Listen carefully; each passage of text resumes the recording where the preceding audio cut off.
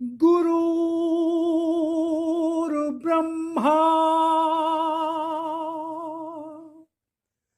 गुरुर्विष्णु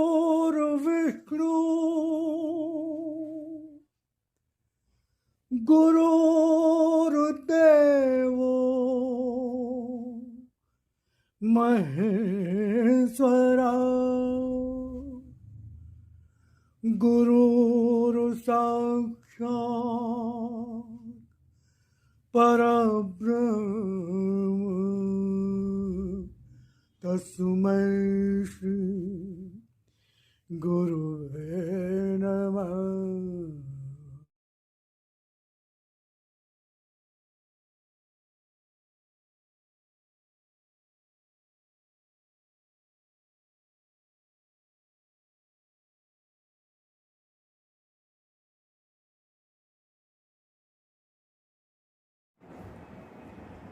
जयराम जी की नमस्कार। आज हम चर्चा करेंगे सद्गुरु वाणी। आशा करता हूँ आप ईश्वर कृपा से आप सकुशल होंगे, सपरिवार सभी लोग आनंद से होंगे। तो आज हम चर्चा करते हैं सद्गुरु वाणी। हमारे गुरुदेव ने कहा कि मूल दोष एक ही है, सारे दोषों का कारण, सारे दोषों का कारण मूल दोष एक ही है, वो है संसार से, जिससे संपूर्ण दोष उत्पन्न होते हैं। संसार से, शरीर भी संसार का ही अंग है, जड़ है। संसार जड़ है, शरीर भी जड़ है, चेतन तो सिर्फ एक आत्मा है। और शरीर से जुड़े हुए जितने भी संबंध हैं, रिश्ते नाते, वृत्तियाँ, काम क्रोध लोभ मोह आसक्ति, ये सब भी जड़ है।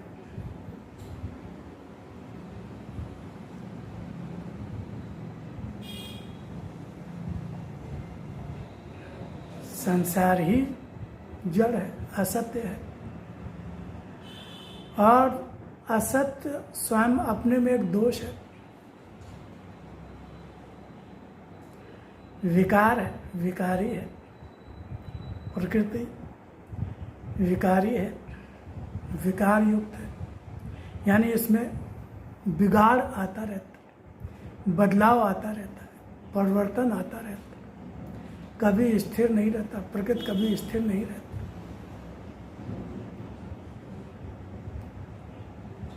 एक भास है, एक आभास है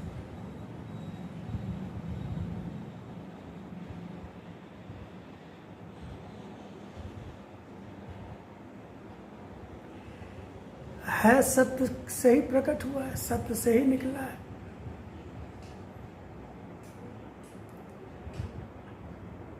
भाई असत्य में भी सत्य है ना।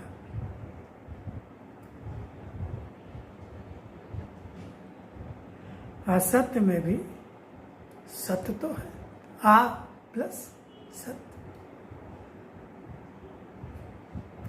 लेकिन यहाँ आ का मतलब क्या है? नहीं, नहीं, यानी सत्य नहीं। सत्य जैसा लगता है, सत्य नहीं है।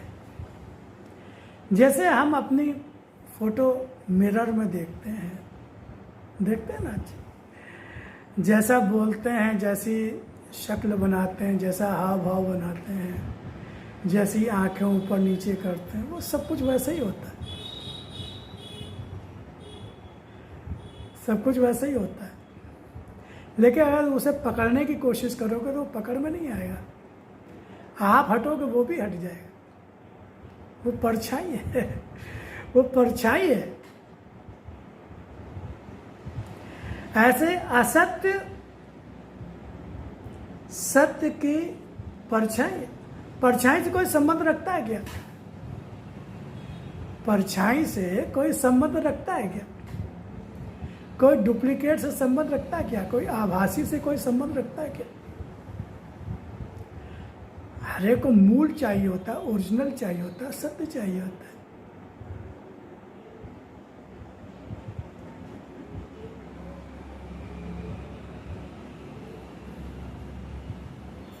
किसी के फोटो से आप काम थोड़ी चला लेंगे।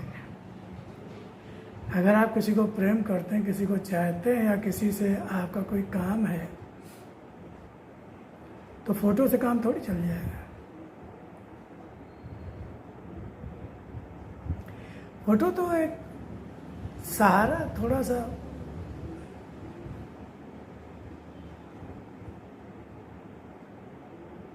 लेकिन फोटो ओरिजिनल का स्थान तो नहीं ले सकते, असत्य सत्य का स्थान तो नहीं ले सकते। और जब हम असत्य से अपना संबंध जोड़ लेते हैं, संसार से अपना संबंध जोड़ लेते हैं, शरीर और शरीरी संबंधों से, वृत्तियों से अपना संबंध जोड़ लेते हैं, तो सारे दोष वहीं से उत्पन्न होते हैं। काम, क्रोध, लोभ, मोह, आसक्ति, फिर वहाँ से सारी बीमारियाँ, मानसिक तनाव, टेंशन, सरदर्द, ये वो सारे झंझट, सारे बवाल, सारी समस्याएं सब वहीं से शुरू होती हैं।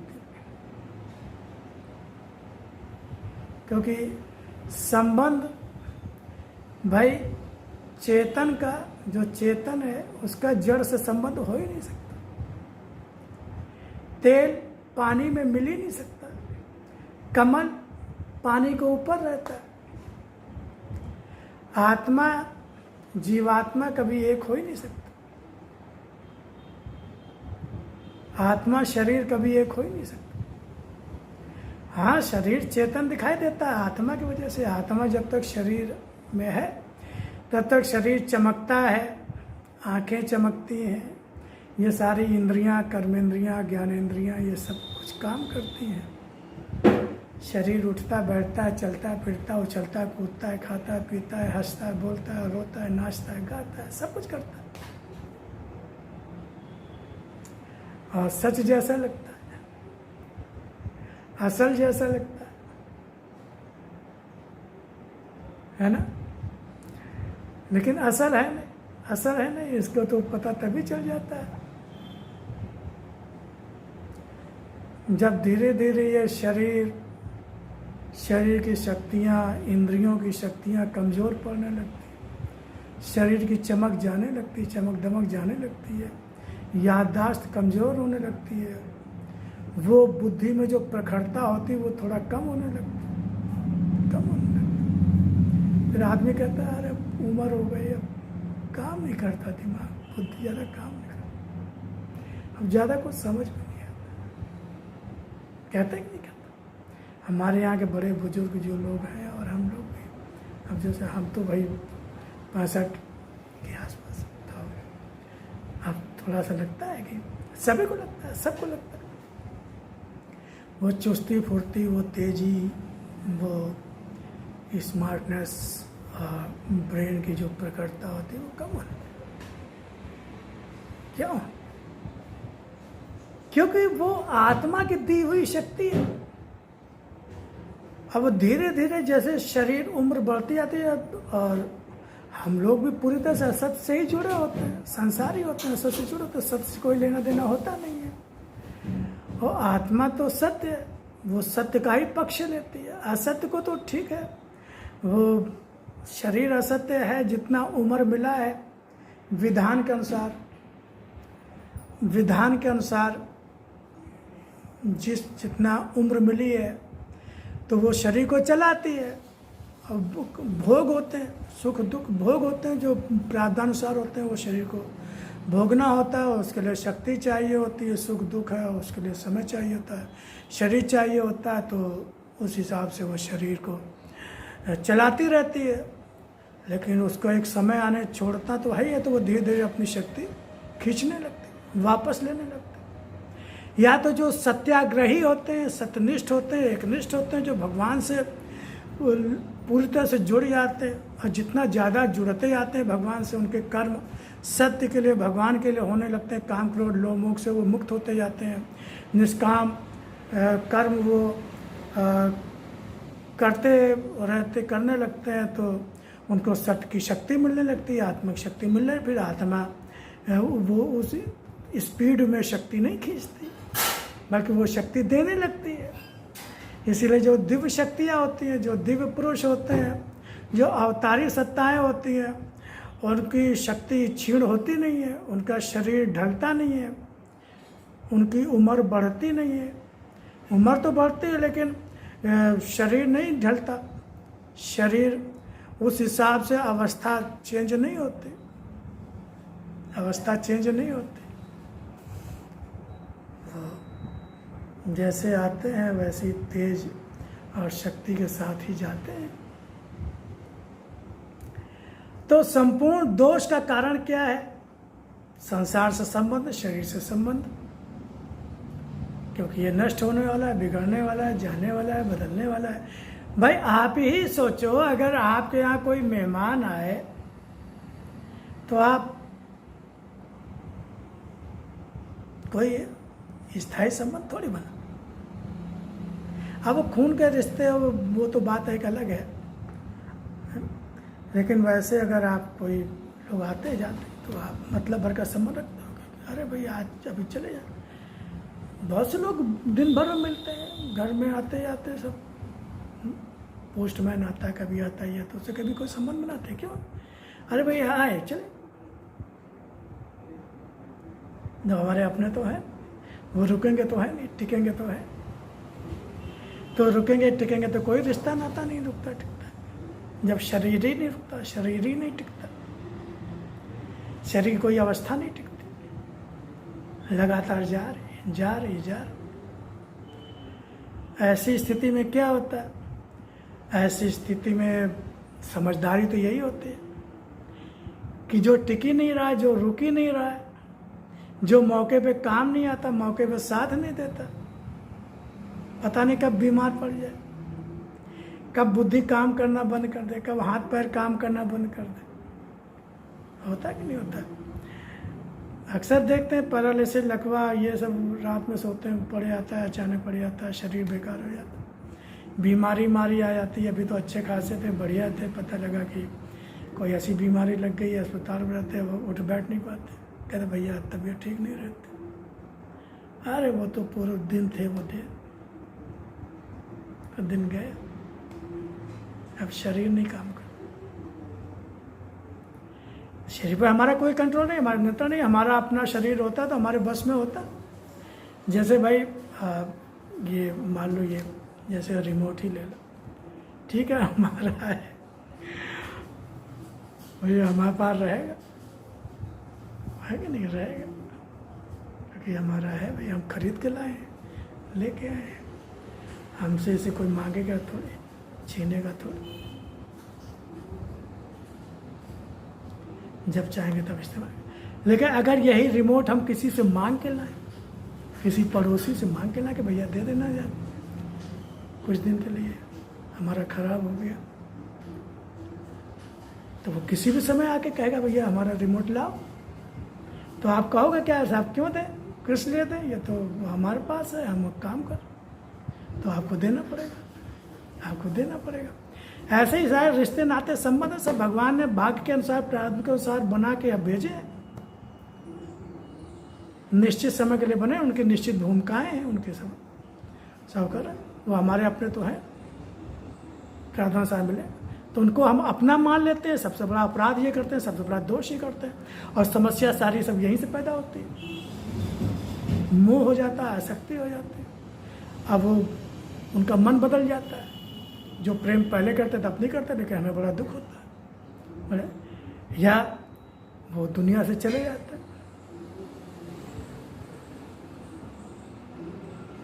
रिश्ते नाते सब, वस्तुएं सब, तो ऐसे ही तो संसार से संबंध मान लेना ही सबसे बड़ा दोष है, जिससे सारे दोष शुरू से, काम करो, लोभ मोह आसक्ति, ये सारे दोष जितने भी आते हैं वो सब आते हैं जब शरीर को, शरीरी संबंधों को, संसार, सांसारिक वस्तुओं को जब हम अपना नहीं मानेंगे तो फिर कोई प्रॉब्लम आएगी, कोई समस्या आएगी। और सारे गुणों का एकमात्र कारण होता है भगवान से संबंध, जो सत्य है। अगर आप सत्य से अपना संबंध मान लेंगे, जो है सच्चा है, वाकई है। जब हम दुनिया में नहीं आए थे, शरीर ने, तब भी भगवान हमारे साथ था, शरीर है तब भी भगवान हमारे साथ है, शरीर छूट जाएगा तब भी भगवान हमारे साथ होगा। एकमात्र वही है जो हमारा असली संबंधी है, असली रिश्तेदार है। उसे कुछ भी मान लो, उसी के कारण सारे रिश्ते नाते हैं। तुम्हें माता चपता, तुम्हें बंधुश्च सखा, तुम्हें विद्या द्रविणम, तुम्हें सर्वम मम देव। तुम ही सब कुछ हो, तुम ही सब कुछ। तुम ही माता हो, तुम ही पिता हो, तुम ही बंधु बांधव सब कुछ हो, उनमें भी तुम ही हो। गुरुदेव ने कहा कि भगवान तो माता पिता सब कुछ है, लेकिन जो हमारे माता पिता भाई उनमें भी वही है, तो उनमें भी तुम ही हो। और तुम्हारे नाते ही हम सबसे प्रेम करते हैं और सबके प्रति दायित्व निभाते हैं। पिता के रूप में भी तुम ही हो, बेटे के, भाई के, पत्नी के, पति के, बेटी के, जो भी सबके अंदर तुम ही हो। उसी नाते हमारा तुमसे संबंध है, जो आत्मा रूप में संबंध बैठे। बाकी उस रूप से और जो सब उससे कोई मतलब, वो तो पता नहीं कब चला जाए।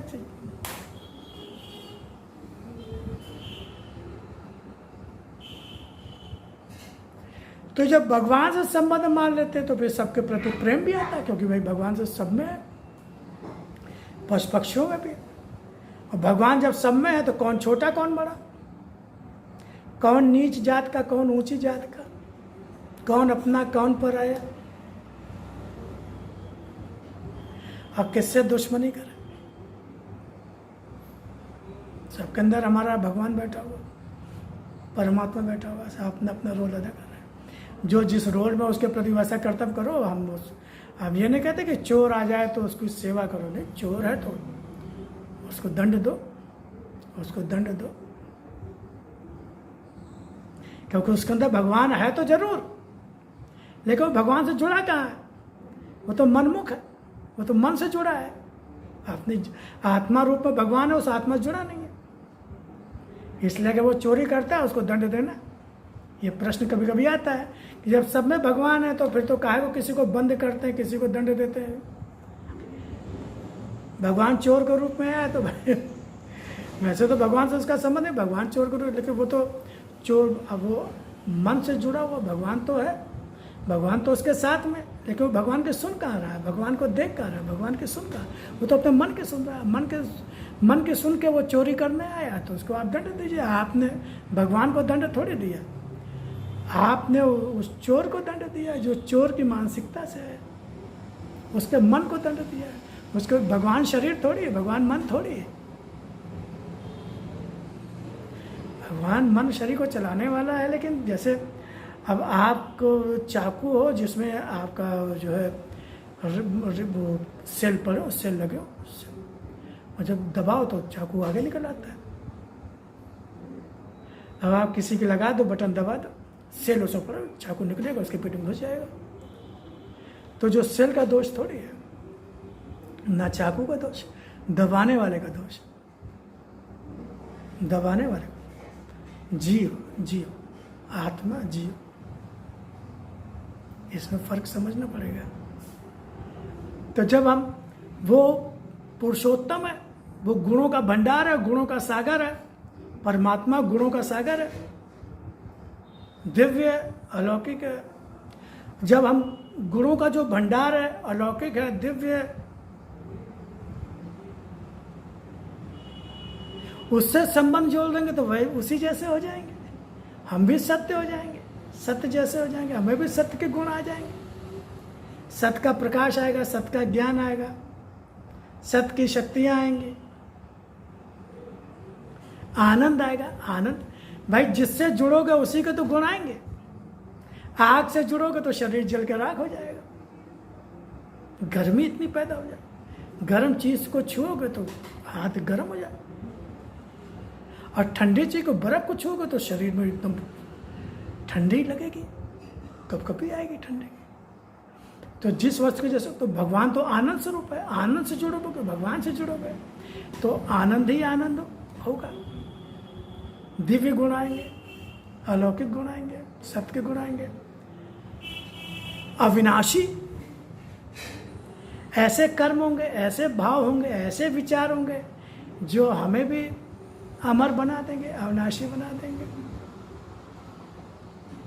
भाई ऐसे बहुत सत्य के भक्त हुए, भगवान के भक्त हुए जो अमर हो गए,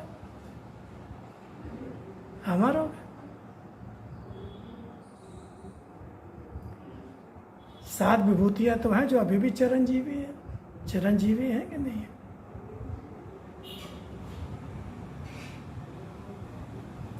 तो हम भी अगर असत्य से जुड़ेंगे, संसार से जुड़ेंगे, तो संसार तो मिटने वाला है, बिगड़ने वाला है, नष्ट होने वाला है, विकारी है। तो हम में विकार आएंगे, विकारी से जुड़ेंगे, विकार आएंगे, हमारा नुकसान होगा, शरीर रोगग्रस्त हो जाएगा। तो मूल दोष एक ही है, संसार से संबंध जोड़ लेना। अगर हम संसार से संबंध मान लेते हैं तो हमें, चूंकि ये एक दोष है, तो बहुत सारे दोष आ जाएंगे। अगर हम परमात्मा से अपना संबंध मान लेते हैं, जो है सच्चाई है, वास्तविकता है, तो वो गुणों का आगार, मूल गुण एक ही है जिससे संपूर्ण गुण उत्पन्न होते हैं, वह है भगवान का संबंध। और मूल दोष एक ही है जिससे संपूर्ण दोष उत्पन्न होता है, वह है संसार से संबंध, संसार का संबंध। तो इसका हम चिंतन मनन करेंगे, ध्यान करेंगे और अपने जीवन को सफल बनाएंगे, साधना करेंगे।